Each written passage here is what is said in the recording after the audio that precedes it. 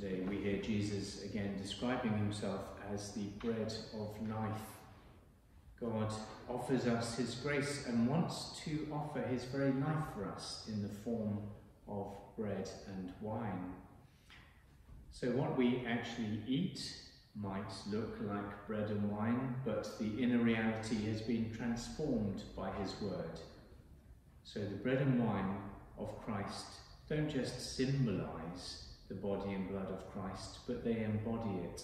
It's the true reality of Jesus.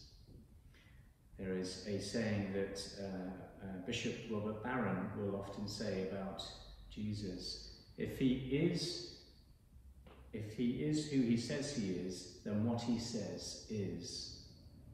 In other words, he speaks things into being. What he says is.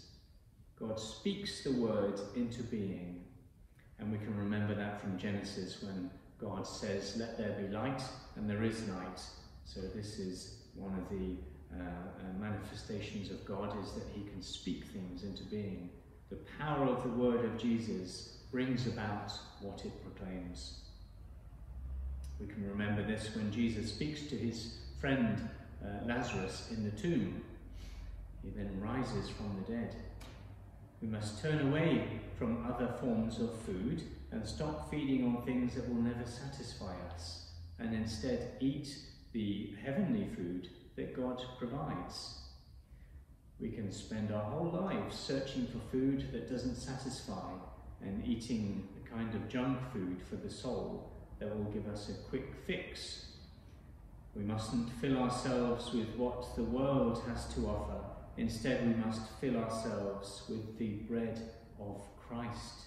We must nourish our souls with a deeper relationship with the person of Jesus Christ. So let us always remember to feed our souls on the person of Jesus, who is the true bread of heaven.